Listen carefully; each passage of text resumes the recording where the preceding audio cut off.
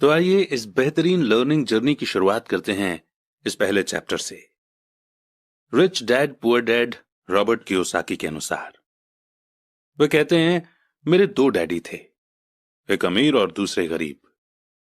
एक बहुत पढ़े लिखे थे और समझदार थे। वे पीएचडी थे और उन्होंने अपने 4 साल के अंडर ग्रेजुएट के काम को 2 साल से भी कम समय में कर लिया था।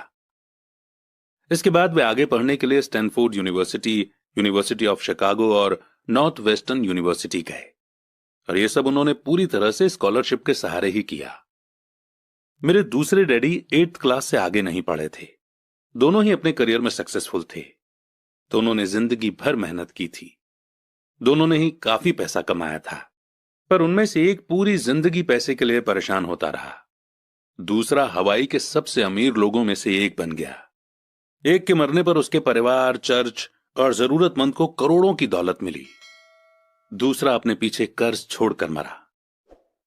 मेरे दोनों डैडी इरादे के पक्के, चमत्कारी और प्रभावशाली थे। दोनों ने मुझे सलाह दी, पर उनकी सलाह एक जैसी नहीं थी। दोनों ही एजुकेशन पर बहुत जोर देते थे, पर उनके द्वारा बताए गए पढ़ाई के सब्जेक्ट्स अलग अलग थे। अगर मेरे पास सिर्फ एक ही डैडी होते तो मैं या तो उनकी सलाह मान लेता या फिर उसे ठुकरा देता। क्योंकि सलाह देने वाले दो थे, इसलिए मेरे पास दो बिल्कुल अलग अलग विचार होते थे, एक अमीर आदमी का और दूसरा गरीब आदमी का। किसी भी एक विचार को सीधे सीधे मान लेने या न मानने के बजाय मैं उनकी सलाह पर काफी सोचा करता था, उनकी तुलना करता था और फिर खुद के लिए फैसला किया करता था। समस्या यह थी कि अमीर डैडी अभी अमीर नहीं थे और गरीब डैडी अभी गरीब नहीं थे।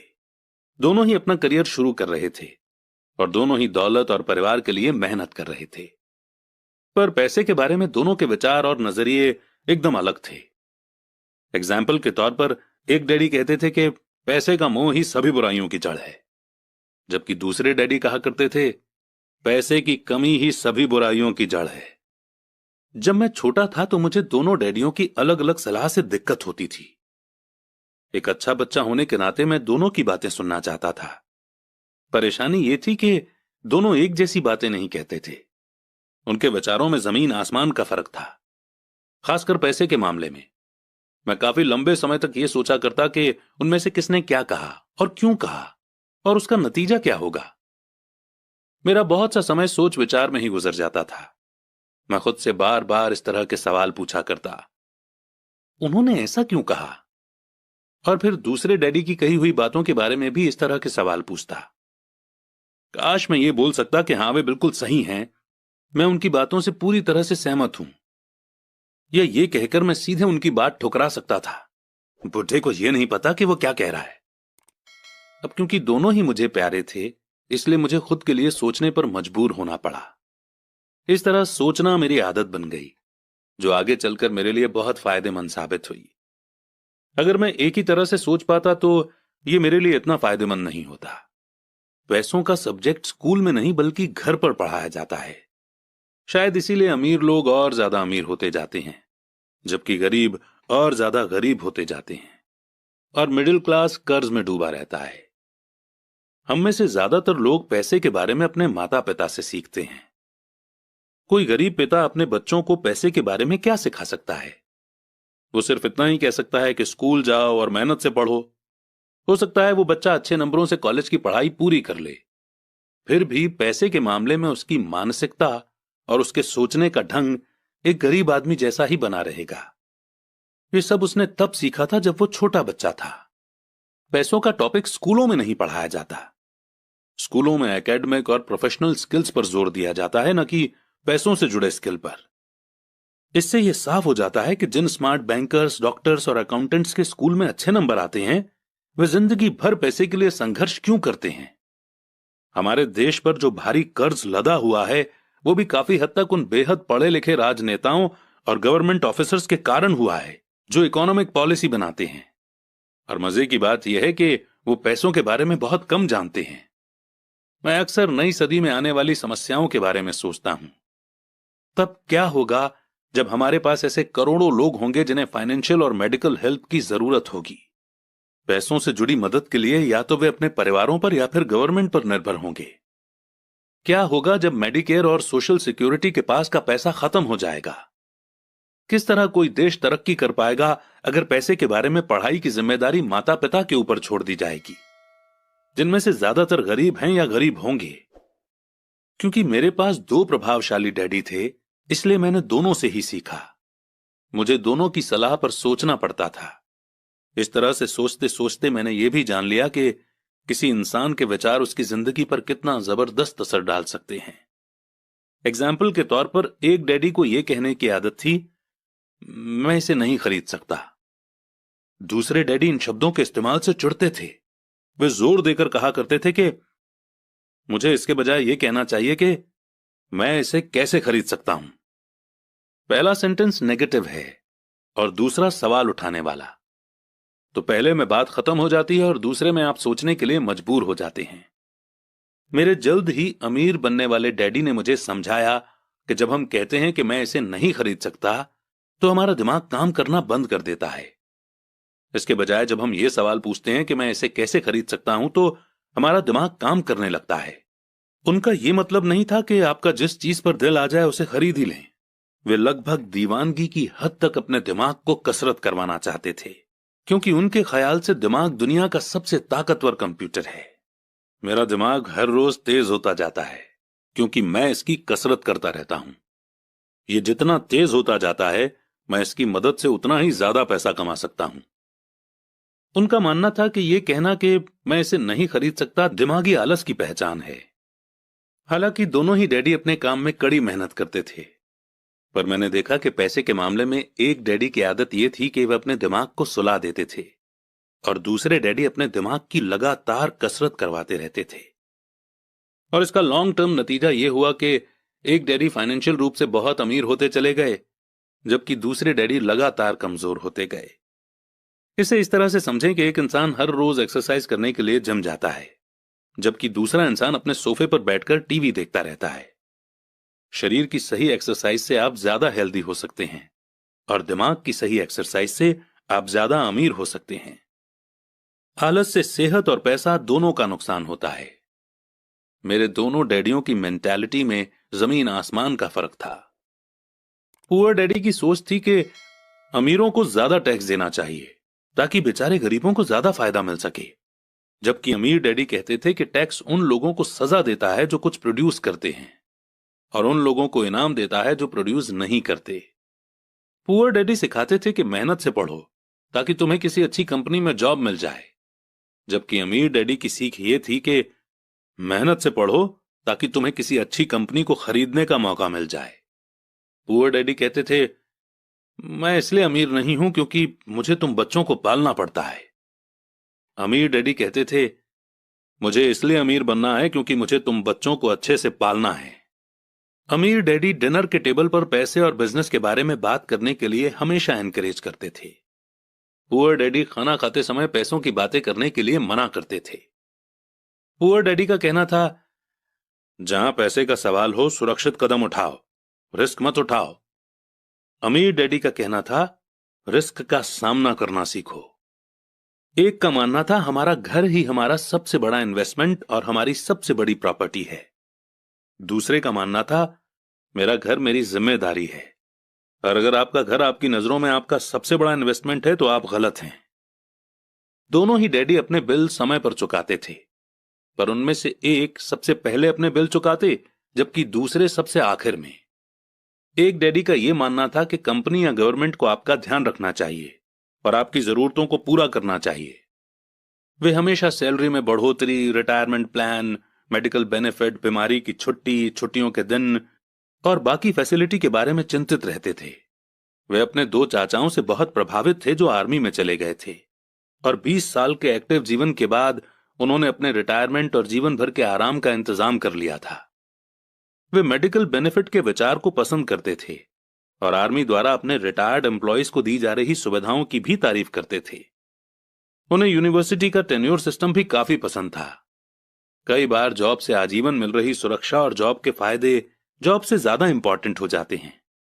वे अक्सर ये कहते थे, मैंने गवर्नमेंट के लिए बहुत मेहनत से काम किया है, इसके लिए बदले में मुझे बेनिफिट मिलने चाहिए। दूसरे डैडी पूरी तरह से फाइनेंशियल इंडिपेंडेंस में विश्वास रखते थे। वे कन्वीनियंस मानसिकता के खिलाफ थे। वे ये मानते थे कि इस तरह की मानसिकता लोगों को कमजोर और फाइनेंशियल रूप से जरूरतमंद बनाती है। उनका पक्का विश्वास था कि आदमी को फाइनेंशियल रूप से काबिल होना चाहिए। एक डैडी कुछ डॉलर बचाने के लिए परेशान रहे। दूसरे डैडी एक के बाद एक इन्वेस्टमेंट करते रहे। एक डैडी ने मुझे बताया कि अच्छी जॉब तलाशने के लिए अच्छा सा बायोडाटा कैसे लिखा जाए। दूसरे डैडी ने मुझे यह सिखाया कि कैसे मजबूत बिजनेस और फाइनेंशियल प्लान्स लिखे जाएं, जिससे मैं किसी दूसरे को जॉब दे सकूं।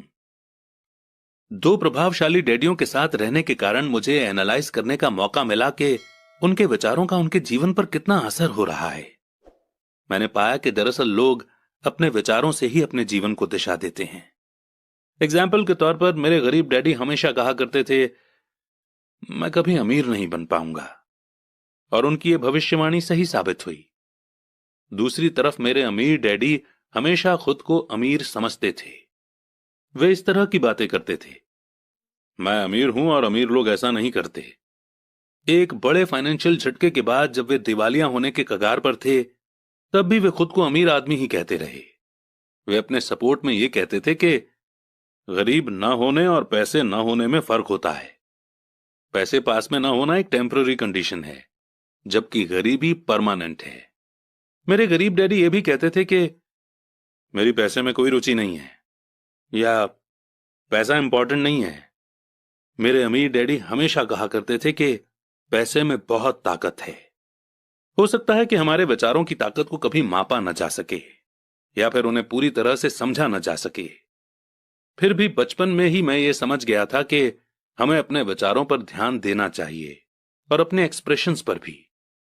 मैंने देखा कि मेरे गरीब डैडी इसलिए गरीब नहीं थे क्योंकि वे कम कमाते थे, बल्कि इसलिए गरीब थे क्योंकि उनके विचार और काम गरीबों की तरह थे। दो डैडी होने के कारण बचपन से ही मैं इस बारे में बहुत सावधान हो चला था कि मैं किस तरह की सोच अपनाऊं। मैं किसकी बात मानूं, अपने अमीर डैडी की या अपने गरीब डैडी की। हालांकि दोनों ही एजुकेशन और नॉलेज को बहुत इंपॉर्टेंट मानते थे, पर क्या सीखा जाए इस बारे में दोनों की अलग अलग राय थी। एक चाहते थे कि मैं पढ़ाई में कड़ी मेहनत करूं, डिग्री लूं और पैसे कमाने के लिए अच्छी सी जॉब ढूंढ लूं। वे चाहते थे कि मैं एक प्रोफेशनल ऑफिसर, वकील या अकाउंटेंट बन जाऊं, या एमबीए कर लूं। दूसरे डैडी मुझे एनकरेज करते थे कि मैं अमीर बनने का राज सीख लूं, ये समझ लूं कि पैसा किस तरह काम करता है, और ये जान लूं कि इससे अपने लिए कैसे काम लिया जाता है। मैं पैसे के लिए काम नहीं करता, इन शब्दों को वो बार बार दोहराया करते थे। पैसा मेरे लिए काम करता है। 9 साल की उम्र में ही मैंने यह फैसला किया कि पैसे के बारे में मैं अपने अमीर डैडी की बात सुनूंगा और उनसे सीखूंगा। यह फैसला करने का मतलब था अपने गरीब डैडी की बातों पर ध्यान न देना। हालांकि उनके पास कॉलेज की बहुत सी डिग्रियां थी जो मेरे अमीर डैडी के पास नहीं थीं। एक बार मैंने यह फैसला कर लिया कि मुझे किसकी बात सुननी है, तो उसके बाद मेरी मनी एजुकेशन शुरू हो गई। मेरे अमीर डैडी ने मुझे 30 साल से भी ज्यादा समय तक सिखाया, जब तक कि मेरी उम्र 39 साल की नहीं हो गई, और इसके बाद उन्होंने सिखाना बंद कर दिया। उन्होंने ये देख लिया था कि मैं वो सब समझ चुका हूं जो मेरी मोटी बुद्धि में भरने की वो कोशिश कर रहे थे। पैसा एक तरह की ताकत है, पर इससे भी बड़ी ताकत है फाइनेंशियल एजुकेशन। पैसा तो आता जाता रहता है, पर अगर आप ये जानते हैं कि पैसा किस तरह से काम करता है, तो आप ज्यादा ताकतवर हो जाते हैं। आप दौलत कमाना शुरू कर सकते हैं। सिर्फ पॉजिटिव थिंकिंग से ही समस्या हल नहीं हो सकती, क्योंकि ज्यादातर लोग स्कूल में पढ़ते हैं और वहां ये कभी नहीं सीख पाते कि पैसा किस तरह से काम करता है। इसीलिए वे पैसे के लिए काम करने में अपनी सारी जिंदगी बर्बाद कर देते हैं। मेरी एजुकेशन तब शुरू हुई जब मैं सिर्फ 9 साल का था, और इसी कारण मेरे अमीर डैडी ने मुझे जो लेसन पढ़ाए वे बहुत आसान थे। और सारी बातों को छोड़कर विचार किया जाए तो उन्होंने मुझे 30 सालों तक सिर्फ 6 इंपॉर्टेंट लेसन पढ़ाए। यह बुक उन्हीं 6 लेसन्स के बारे में है, और इसे भी उतना ही आसान बनाने की कोशिश की गई है जितना कि मेरे अमीर डैडी ने इन्हें मेरे लिए आसान बनाया था। ये लेसन आपके लिए जवाब की तरह नहीं लिखे गए हैं, बल्कि गाइड की तरह लिखे गए हैं। ऐसा गाइड जो ज्यादा अमीर बनने में आपकी और आपके बच्चों की मदद करेगा, चाहे दुनिया कितनी बदलती रहे। तो लेसन 1 है, अमीर लोग पैसे के लिए काम नहीं करते। लेसन 2, पैसे की समझ क्यों सिखाई जानी चाहिए। लेसन 3, अपने काम से काम रखो। लेसन 4, टैक्स का इतिहास और कॉरपोरेशंस की ताकत। लेसन 5, अमीर लोग पैसे का आविष्कार करते हैं। लेसन 6, सीखने के लिए काम करें, पैसे के लिए काम न करें।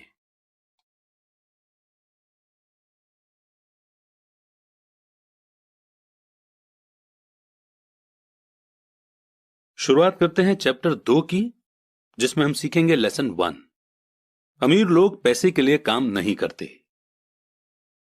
डैडी, क्या आप मुझे बता सकते हैं कि अमीर कैसे बना जाए? वे सुनते ही मेरे डैडी ने अपना शाम का न्यूज़पेपर नीचे रख दिया।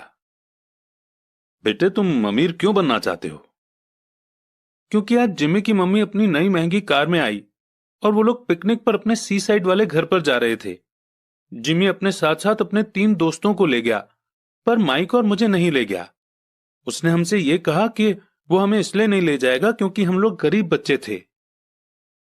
उसने ऐसा कहा? डैडी ने आश्चर्य से पूछा। हां, बिल्कुल ऐसा ही कहा, मैंने दर्द भरी आवाज में कहा।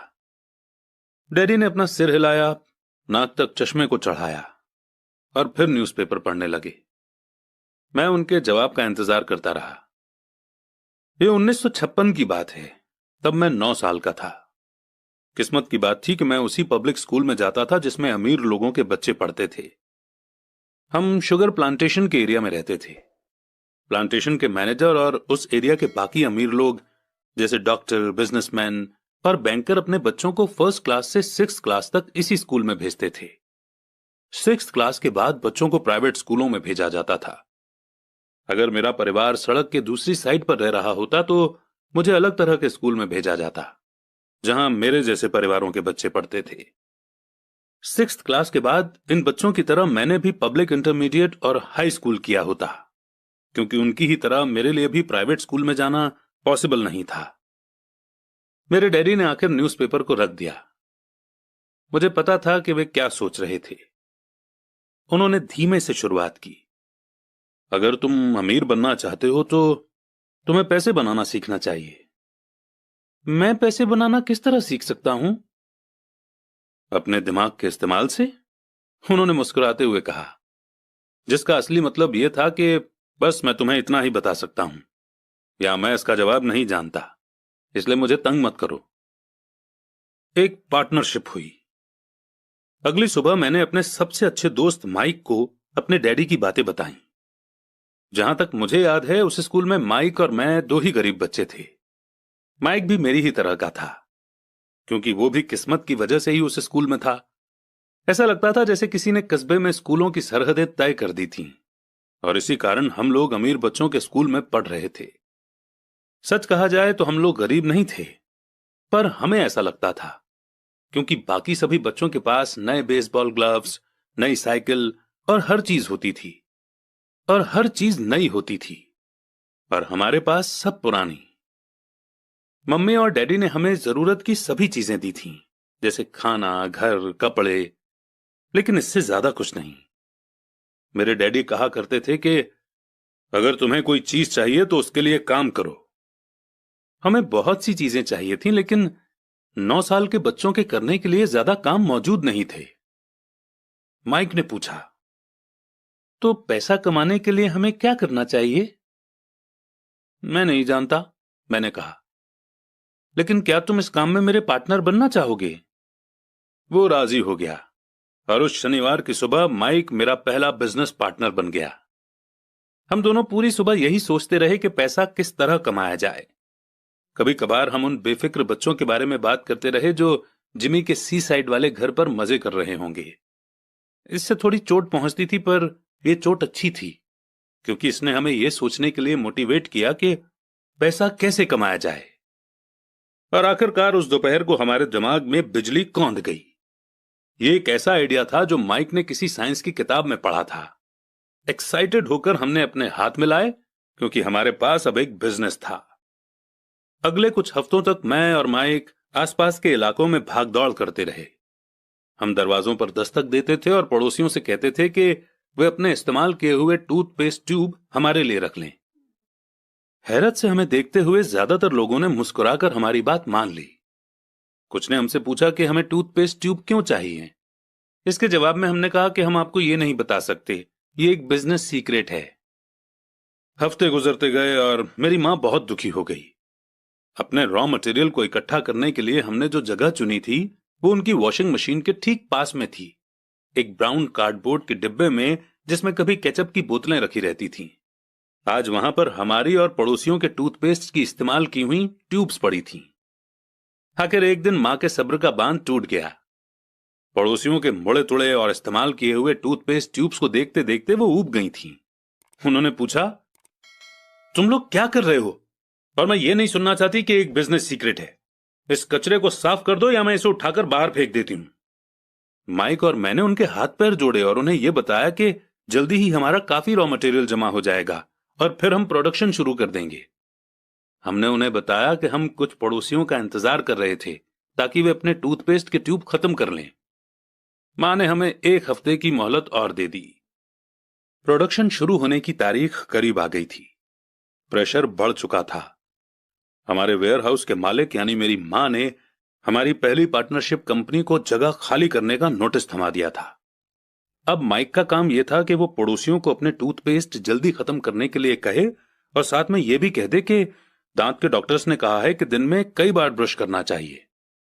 मैं प्रोडक्शन के प्रोसेस को ठीक ठाक करने में जुट गया। एक दिन मेरे डैडी अपने एक दोस्त के साथ कार में बैठकर जब घर आए तो वो शॉक्ड हो गए जब उन्होंने वहां 9 साल के 2 बच्चों को प्रोडक्शन प्रोसेस में पूरे स्पीड से जुटे हुए देखा।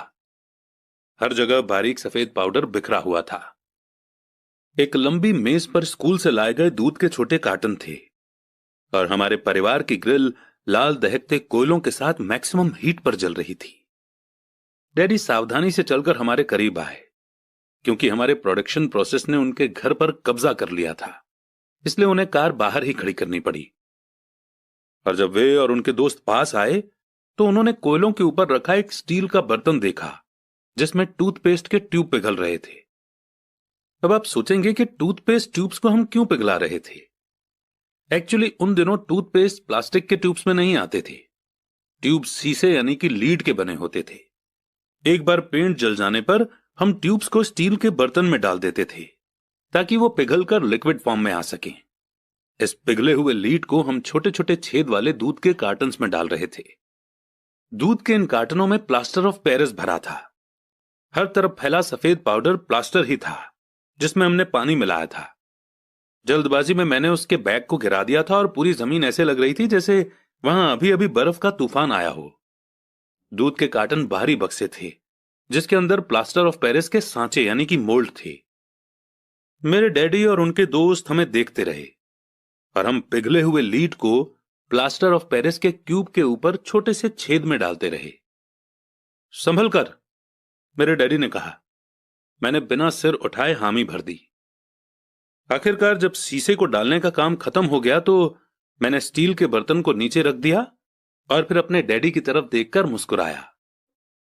उन्होंने हल्की सी मुस्कान के साथ पूछा, तुम लोग क्या कर रहे हो? हम वही कर रहे हैं जो आपने बताया था। हम अमीर बनने जा रहे हैं। हां, माइक ने सिर को हिलाते हुए और मुस्कुराते हुए कहा। हम दोनों पार्टनर हैं। डैडी ने पूछा, और इन प्लास्टर के सांचों में क्या है?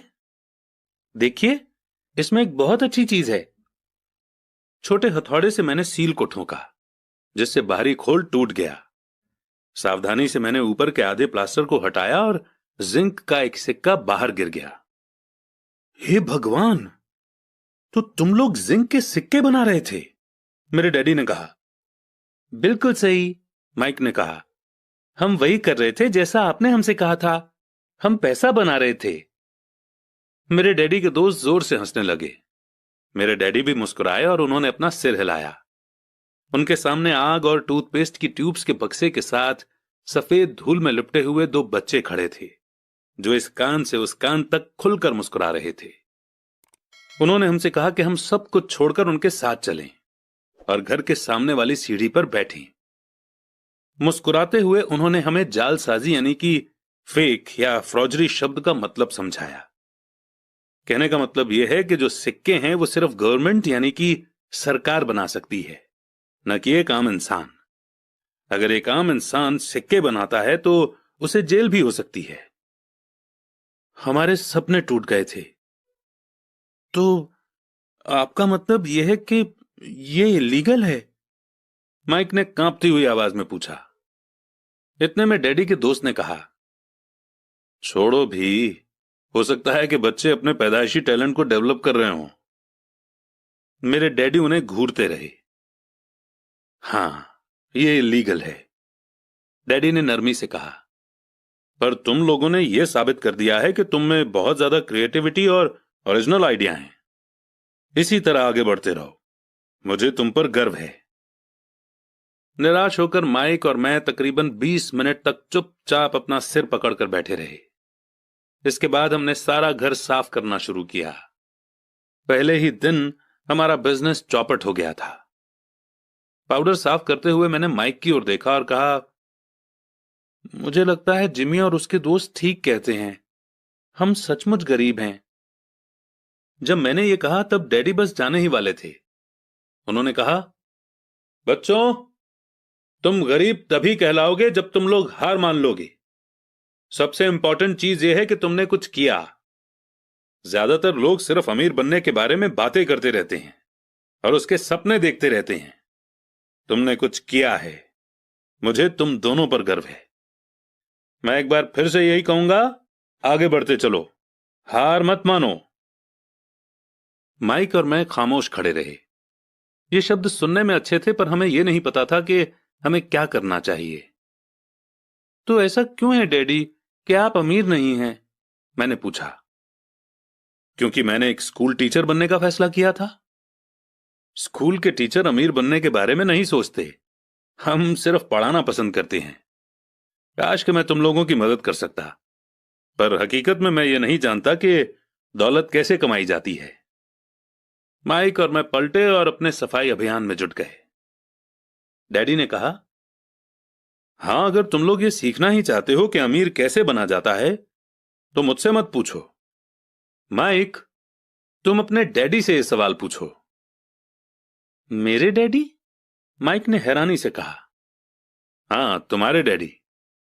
मेरे डैडी ने मुस्कुराकर कहा, तुम्हारे डैडी और मेरा बैंकर एक ही है और वो तुम्हारे डैडी की बहुत तारीफ करता है। उसने मुझे कई बार यह बताया है कि पैसा बनाने में तुम्हारे डैडी का कोई जवाब नहीं। मेरे डैडी? माइक ने एक बार फिर से हैरानी से पूछा। फिर ऐसा क्यों है कि स्कूल के अमीर बच्चों की तरह हमारे पास शानदार कार और आलीशान बंगला नहीं है? शानदार कार और आलीशान बंगले के होने का मतलब यह नहीं होता कि आप पक्के रूप से अमीर हैं या आप पैसा बनाने की कला जानते हैं, डैडी ने जवाब दिया। जिमी के डैडी शुगर प्लांटेशन में काम करते हैं। उनमें और मुझ में ज्यादा फर्क नहीं है। वे एक कंपनी के लिए काम करते हैं और मैं गवर्नमेंट के लिए। कंपनी उन्हें कार खरीद कर दे देती है। इस समय चीनी की कंपनियां फाइनेंशियल प्रॉब्लम्स में फंसी हुई हैं और जिमी के डैडी के पास जल्दी ही कुछ नहीं बचेगा। तुम्हारे डैडी अलग हैं माइक। ऐसा लगता है कि वे एक एम्पायर बनाने जा रहे हैं और मेरा अंदाज है कि कुछ ही सालों में वे बहुत अमीर बन जाएंगे। यह सुनकर माइक और मैं एक बार फिर से एक्साइटेड हो गए। नए जोश से हमने अपने डूबे हुए बिजनेस के कचरे को साफ करना शुरू कर दिया। जब हम सफाई कर रहे थे तो हमने यह भी प्लान बना लिया कि कब और कैसे माइक के डैडी से बात की जाए। प्रॉब्लम यह थी कि माइक के डैडी बहुत ज्यादा काम करते थे और देर रात तक घर नहीं लौटते थे। माइक के डैडी के पास कई वेयरहाउस, कंस्ट्रक्शन कंपनी, स्टोर्स की चेन और 3 रेस्टोरेंट्स थे। रेस्टोरेंट्स के कारण ही उन्हें घर लौटने में देर हो जाती थी। सफाई खत्म करने के बाद माइक बस पकड़कर अपने घर चला गया। वो अपने डैडी से बात करने वाला था, चाहे वे कितनी ही देर से घर लौटें, और उनसे पूछने वाला था कि क्या वे हमें अमीर बनने की तरकीब सिखाने के लिए तैयार हैं। माइक ने मुझसे वादा किया कि जैसे ही वो अपने डैडी से बात कर लेगा वो मुझे फोन करेगा, चाहे कितनी ही देर क्यों ना हो जाए। फोन रात को 8:30 आया। ओके, अगले शनिवार, मैंने कहा और फोन रख दिया। माइक के डैडी माइक और मुझसे मिलने के लिए तैयार हो गए थे। शनिवार की सुबह 7:30 मैंने शहर के दूसरे हिस्से में जाने के लिए बस पकड़ी और सबक शुरू हुए। मैं तुम्हें 1 घंटे के 10 सेंट दूंगा। 1956 की सैलरी के हिसाब से भी 10 सेंट हर घंटे की सैलरी से कम थे।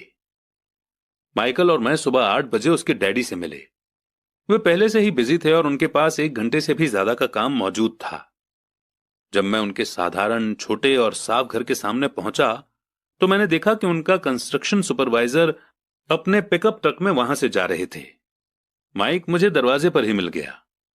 डैडी अभी फोन पर हैं और उन्होंने कहा है कि हम लोग पीछे के एरिया में उनका इंतजार करें, माइक ने दरवाजा खोलते हुए कहा। जब मैंने उसके पुराने घर की दहलीज के अंदर कदम रखा तो लकड़ी के पुराने फर्श की चरमराहट सुनाई दी। दरवाजे के अंदर सस्ती सी चटाई थी। चटाई वहां इसलिए रखी गई थी ताकि फर्श पर पड़े अनगिनत पैरों के निशानों को छुपाया जा सके। हालांकि वो साफ थी, पर यह साफ दिखता था कि वो पुरानी हो गई थी और उसे बदल देना चाहिए। जब मैं लिविंग रूम में घुसा तो वहां मेरा दम घुटने लगा था। वहां पुराने फर्नीचर की बू आ रही थी और इसमें कोई शक नहीं है कि उस फर्नीचर को म्यूजियम में होना चाहिए था। सोफे पर 2 औरतें बैठी थीं जिनकी उम्र मेरी मां से थोड़ी ज्यादा होगी। औरतों के सामने एक आदमी मजदूरों के कपड़ों में बैठा हुआ था। उसने खाकी पैंट और खाकी शर्ट पहन रखा था। हालांकि कपड़े साफ और प्रेस किए हुए थे। उस आदमी की उम्र मेरे डैडी से लगभग 10 साल ज्यादा होगी, शायद 45 साल। ये लोग कौन हैं?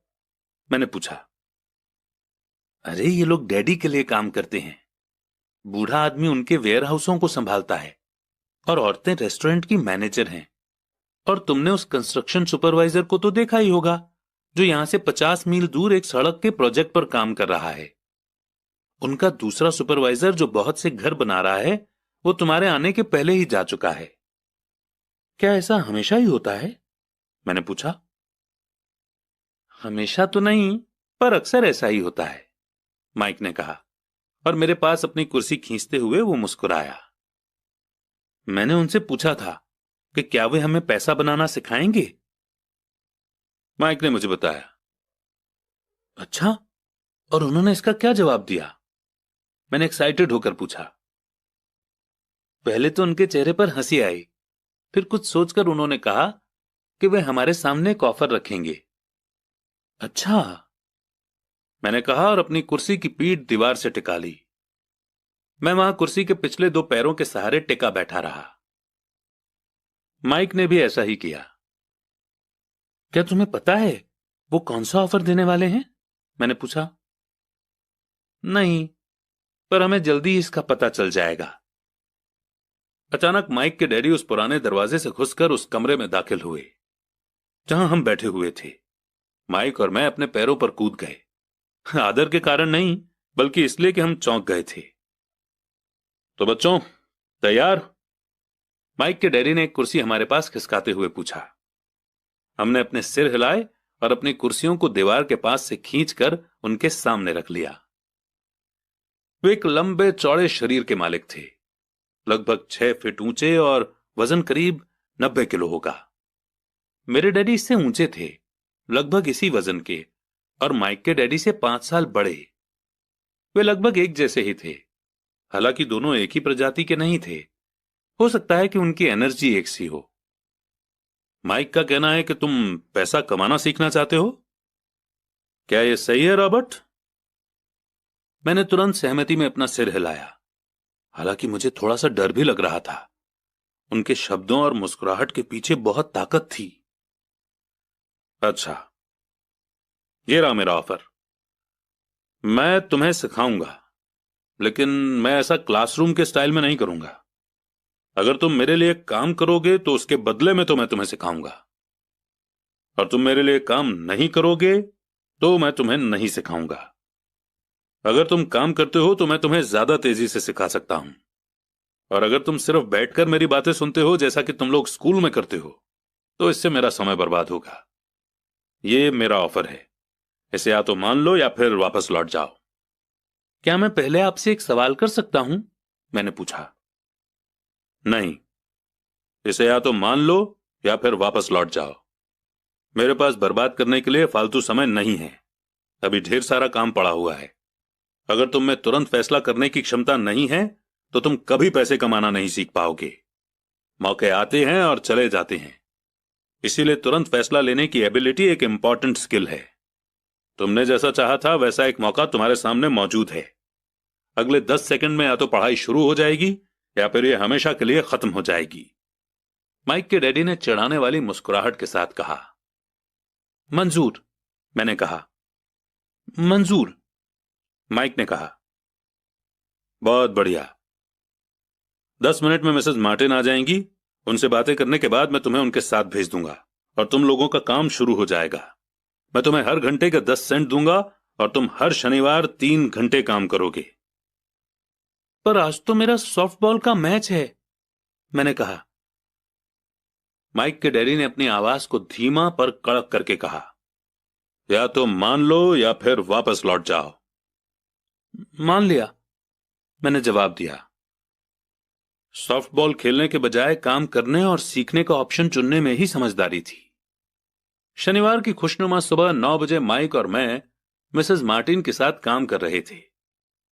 वे एक दयालु और सब्र वाली औरत थीं। वे हमेशा कहा करती थीं कि माइक और मुझे देखकर उन्हें अपने दोनों बच्चों की याद आ जाती है जो अब बड़े हो गए थे और दूर चले गए थे। हालांकि वे दयालु थी, पर वे कड़ी मेहनत में विश्वास करती थीं और इसलिए वे हमेशा काम करती रहती थीं। वे बहुत कड़क मैनेजर थीं। हम 3 घंटे तक डब्बों को सेल्फ पर से उतारते थे, उनकी धूल साफ करते थे और फिर उन्हें वापस वहीं पर रख देते थे। ये बड़ी मेहनत का काम था और बोरियत भरा भी। माइक के डैडी को मैं अपना अमीर डैडी कहता हूं। उनके पास इस तरह के 9 सुपरमार्केट थे जहां पार्किंग के लिए बहुत सी जगह थी। पड़ोस के जनरल स्टोर जहां लोग दूध, ब्रेड, बटर और सिगरेट जैसी चीजें खरीदते हैं।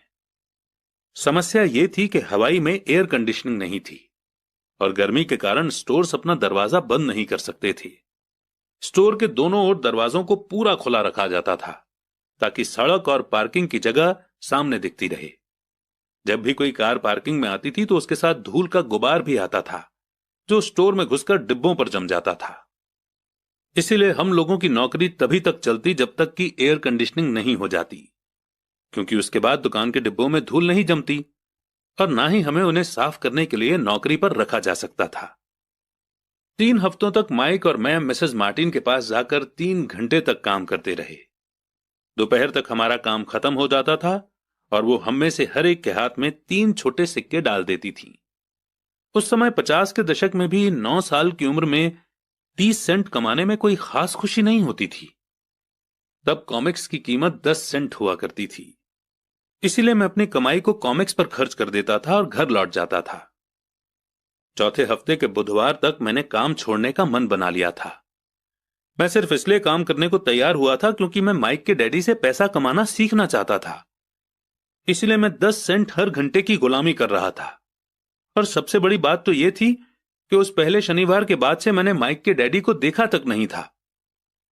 मैं काम छोड़ रहा हूं, मैंने लंच के समय माइक से कहा।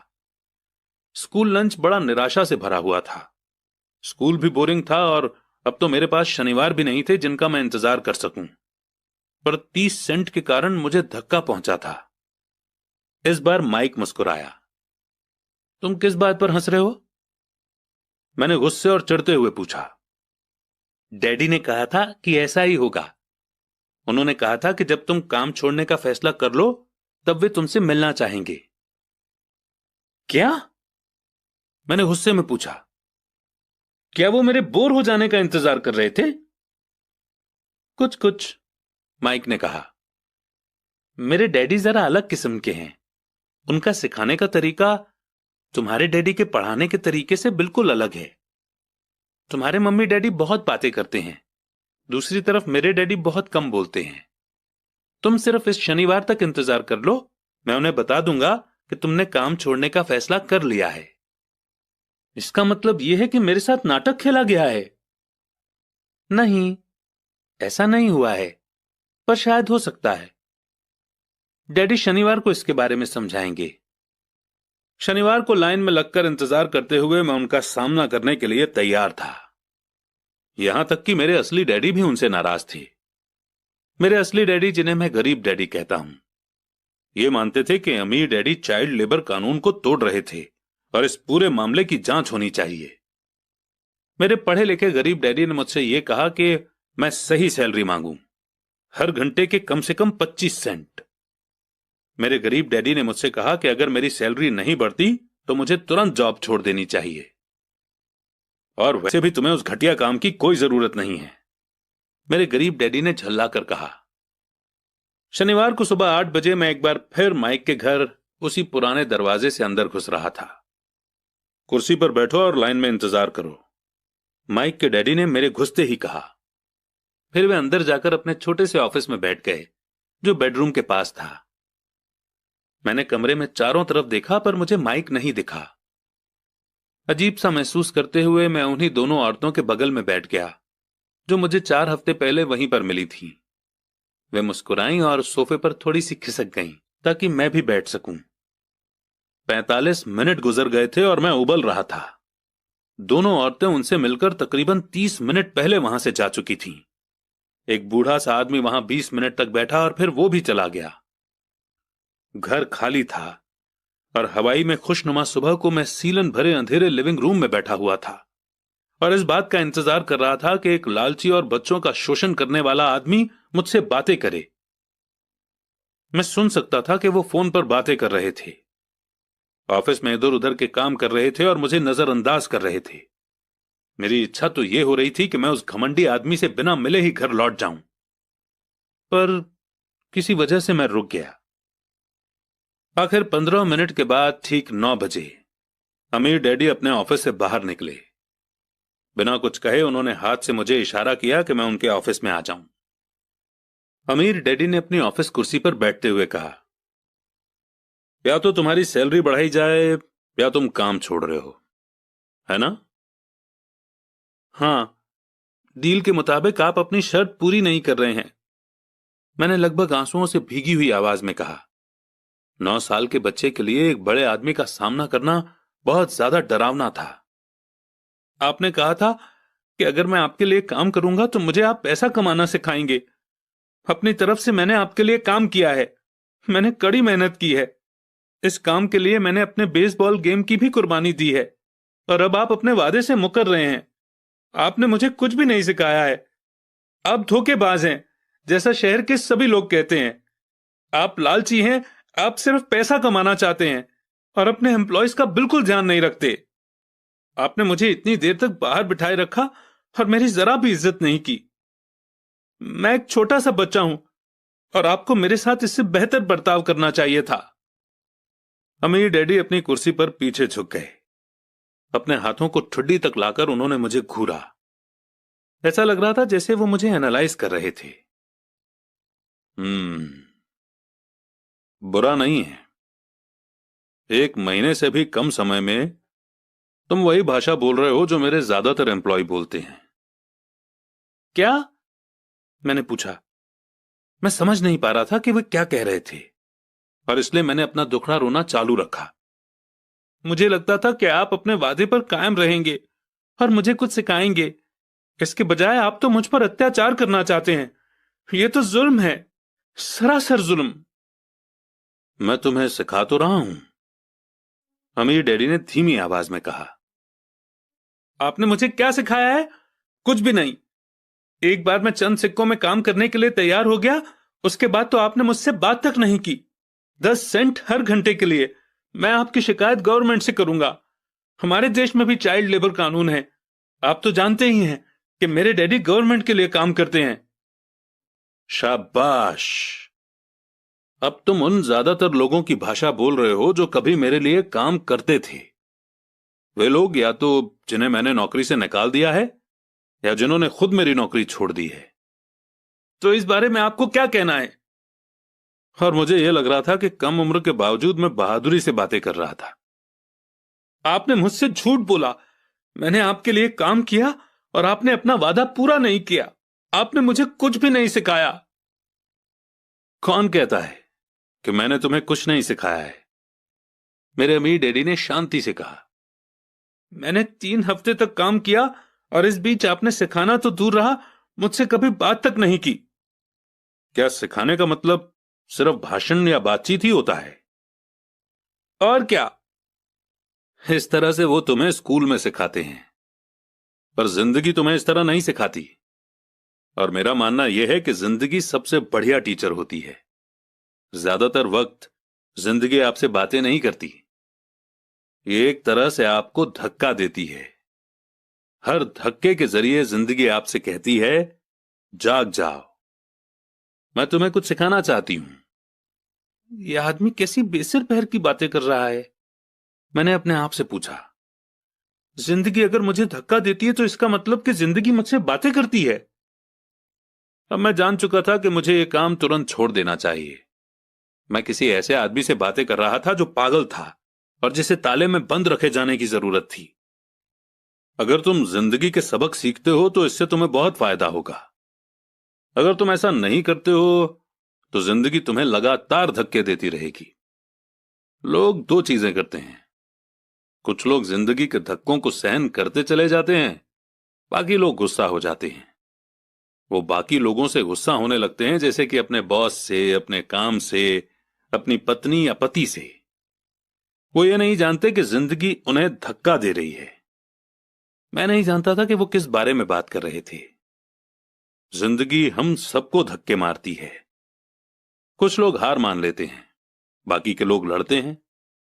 कुछ लोग सबक सीख लेते हैं और आगे बढ़ जाते हैं। वे जिंदगी के धक्कों का स्वागत करते हैं। इन गिने चुने लोगों के लिए इसका मतलब यह होता है कि उन्हें कुछ नया सीखना चाहिए। वे सीखते हैं और आगे बढ़ जाते हैं। ज्यादातर लोग छोड़ देते हैं और कुछ लोग तुम्हारी तरह लड़ते भी हैं। अमीर डैडी खड़े हो गए और उन्होंने टूटी फूटी खिड़की को बंद कर दिया। अगर तुम ये सबक सीख लेते हो तो तुम एक समझदार, अमीर और सुखी नौजवान बन सकते हो। अगर तुम ये नहीं सीखते हो तो तुम जिंदगी भर अपनी समस्याओं के लिए अपनी नौकरी, कम सैलरी या अपने बॉस को कोसते रहोगे। तुम हमेशा ऐसे बड़े मौकों की उम्मीद करते रहोगे जो आए और तुम्हारी फाइनेंशियल प्रॉब्लम को सुलझा दें। अमीर डैडी ने मेरी तरफ देखा कि क्या मैं अब भी उनकी बात सुन रहा हूं। उनकी आंखें मेरी आंखों से मिलीं। हम एक दूसरे की तरफ देखते रहे और हमारी आंखों के बीच बातचीत की धाराएं बहने लगीं। आखिर जब मैं उनकी बात का मतलब समझ गया तो मैंने अपनी नजरें झुका ली। मैं जान गया था कि वे सही थे। मैं उन्हें दोषी ठहरा रहा था, जबकि सीखने की जिद मेरी ही थी। मैं फालतू में ही लड़ रहा था। अमीर डैडी ने आगे कहा, अगर आप इस तरह के आदमी हैं जिसमें हिम्मत नहीं है तो आप जिंदगी की हर प्रॉब्लम के सामने हार मान जाओगे। अगर आप इस किस्म के आदमी हैं तो आप जिंदगी भर सुरक्षित खेल खेलते रहोगे, सही चीजें करते रहोगे और किसी ऐसे वक्त का इंतजार करते रहोगे जो आने वाला नहीं है, और फिर आप एक बोरिंग बुढ़े की तरह मर जाएंगे। आपके बहुत से दोस्त होंगे जो आपकी सिर्फ इसलिए तारीफ करेंगे क्योंकि आप एक मेहनती और भले आदमी थे। आपने अपनी जिंदगी सेफ गेम खेलने और सही चीजें करने में गुजार दी। पर सच बात तो यह है कि आपने जिंदगी की प्रॉब्लम्स के सामने घुटने टेक दिए थे। आप रिस्क मोल लेने की कल्पना तक से डरते थे। हकीकत में तो आप जीतना चाहते थे, पर आपके लिए हार का डर जीतने के एक्साइटमेंट से ज्यादा ताकतवर साबित हुआ। अंदर से आप और सिर्फ आप जान पाएंगे कि आपने कभी जीतने की कोशिश ही नहीं की। आपने सुरक्षित खेल खेलने का ऑप्शन चुना। हमारी नजरें एक बार फिर मिली। 10 सेकंड तक हम एक दूसरे की तरफ देखते रहे और एक बार फिर मैंने तभी नजरें हटाई जब मैं उनकी बात का मतलब समझ गया। आप मुझे धक्का दे रहे थे? मैंने पूछा। कुछ लोग ऐसा कह सकते हैं। अमीर डैडी मुस्कुराए। मैं तो यही कहूंगा कि मैं तुम्हें जिंदगी का स्वाद चखा रहा था। कैसा स्वाद? मैंने पूछा। मैं अब भी गुस्सा था, पर अब मेरी जानने की इच्छा भी जाग गई थी और अब मैं सीखने के लिए भी तैयार था। तुम दोनों ऐसे पहले लोग हो जिन्होंने मुझसे पैसे बनाने की कला सीखने की रिक्वेस्ट की है। मेरे पास 150 से भी ज्यादा एम्प्लॉइज हैं, पर उनमें से एक ने भी मुझसे पैसा कमाने की कला के बारे में कभी नहीं पूछा। वे मुझसे नौकरी मांगते हैं, सैलरी मांगते हैं, पर पैसा बनाने की कला नहीं सीखना चाहते। तो ज्यादातर लोग इसी तरह अपनी जिंदगी के सबसे बेहतरीन साल पैसे के लिए काम करने में बर्बाद कर देंगे और आखिर तक ये कभी समझ ही नहीं पाएंगे कि दरअसल वे किसके लिए काम कर रहे हैं। मैं पूरा ध्यान लगाकर उनकी बात सुनता रहा। तो जब माइक ने मुझसे कहा कि तुम पैसा कमाने की कला सीखना चाहते हो, तो मैंने एक ऐसा कोर्स तैयार किया जो असली जिंदगी के करीब था। मैं बोलते बोलते थक जाता, पर तुम कभी मेरी बात का मतलब नहीं समझ पाते। इसीलिए मैंने फैसला किया कि तुम्हें जिंदगी के थपेड़ों का स्वाद चखा दिया जाए, ताकि तुम मेरी बात सुन भी सको और समझ भी सको। इसी कारण मैंने तुम्हें 1 घंटे के 10 सेंट दिए थे। तो 10 सेंट हर घंटे काम करने के बाद मैंने क्या सबक सीखा? यही कि आप घटिया हैं और अपने एम्प्लॉयज का शोषण करते हैं। अमीर डैडी अपनी कुर्सी पर पीछे की तरफ झुकते हुए जोर से हंसने लगे। जब उनकी हंसी बंद हुई तो उन्होंने कहा, अच्छा होगा अगर तुम अपने सोचने का नजरिया बदल लो। मुझे समस्या मत मानो, मुझे दोष देना छोड़ दो। अगर तुम सोचते हो कि तुम्हारी समस्या मैं हूं, तो तुम्हें मुझे बदलना होगा। इसके बजाय अगर तुम्हें यह लगता है कि तुम्हारी समस्या तुम खुद हो, तो तुम खुद को बदल सकते हो, सीख सकते हो और ज्यादा समझदार बन सकते हो। ज्यादातर लोग चाहते हैं कि दुनिया का हर आदमी बदल जाए, बस हम खुद ही ना बदलें। मैं तुम्हें यह बता दूं कि किसी दूसरे को बदलने से ज्यादा आसान यह है कि हम खुद को बदल लें। मैं आपकी बात ठीक से समझ नहीं पाया। अपनी प्रॉब्लम के लिए मुझे दोष देना छोड़ दो, अमीर डैडी ने बेचैन होकर मुझसे कहा। पर आपने मुझे सिर्फ 10 सेंट की ही सैलरी दी। तो तुमने क्या सीखा? अमीर डैडी ने मुस्कुराकर पूछा। यही कि आप घटिया हैं, मैंने शरारत भरी मुस्कान के साथ कहा। अच्छा, तो तुम ये सोचते हो कि प्रॉब्लम मैं हूं? वो तो आप हैं ही। खैर, इसी तरीके से सोचते रहो और तुम जिंदगी भर कुछ नहीं सीख पाओगे। अगर तुम्हारा नजरिया यही है कि समस्या मैं हूं, तो तुम्हारे पास क्या ऑप्शन रह जाते हैं? अगर आप मेरी सैलरी नहीं बढ़ाते या मुझे ज्यादा इज्जत नहीं देते, तो मैं काम छोड़कर चला जाऊंगा। ठीक कहा, और ज्यादातर लोग यही करते हैं। वे काम छोड़कर चले जाते हैं और दूसरी जॉब की तलाश करते हैं, जहां उन्हें बेहतर मौके या ज्यादा अच्छी सैलरी मिले। उन्हें यह गलतफहमी होती है कि नई नौकरी या ज्यादा सैलरी से उनकी प्रॉब्लम सुलझ सकती है, और ज्यादातर मामलों में ऐसा नहीं होता। तो समस्या किस तरह से सुलझ सकती है? 10 सेंट हर घंटे के हिसाब से सैलरी लेकर मुस्कुराते हुए? अमीर डैडी मुस्कुराए। यही बाकी के लोग करते हैं। वे ये जानते हुए भी कम सैलरी में काम करते हैं, क्योंकि नौकरी छूट जाने पर उनका और उनके परिवार का पेट कैसे भरेगा। इसलिए मन मसोस कर वे नौकरी करते हैं और ये सोचकर सैलरी बढ़ने का इंतजार करते हैं कि ज्यादा पैसा आने से समस्या सुलझ जाएगी। ज्यादातर लोग ऐसा ही सोचते हैं और कड़ी मेहनत करते हुए दूसरी नौकरी भी कर लेते हैं, पर उसमें भी उन्हें सैलरी कम ही मिलती है। मैं फर्श को घूरता रहा। अब मैं अमीर डैडी के सबक को समझने लगा था। मुझे यह एहसास हो गया था कि यही जिंदगी का स्वाद है। आखिरकार मैंने ऊपर की ओर देखा और अपना सवाल दोहराया, तो फिर यह समस्या किस तरह सुलझेगी? इस सवाल के जवाब में अमीर डैडी ने मुझे वो बेशकीमती नजरिया दिया जो उन्हें अपने एम्प्लॉयज और मेरे गरीब डैडी से अलग करता था, और जिसकी बदौलत वे हवाई के सबसे अमीर आदमी बनने वाले थे, जबकि मेरे पढ़े लिखे गरीब डैडी जिंदगी भर पैसों की तंगी से जूझने वाले थे। ये एक अद्भुत नजरिया था जिसने मेरी जिंदगी का नक्शा ही बदल दिया। अमीर डैडी ने मुझे बार बार यह नजरिया याद दिलाया, जिसे मैं पहला सबक कहूंगा। गरीब और मिडिल क्लास लोग पैसे के लिए काम करते हैं, अमीरों के लिए पैसा काम करता है। मेरे गरीब डैडी ने जो एजुकेशन मुझे दी थी, शनिवार की उस खुशनुमा सुबह में मैं उससे बिल्कुल अलग नजरिया सीख रहा था।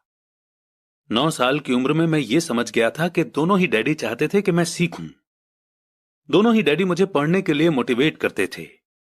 फर्क सिर्फ इतना था कि दोनों के सुझाए सब्जेक्ट अलग अलग थे। मेरे पढ़े लिखे डैडी चाहते थे कि मैं वही करूं जो उन्होंने किया।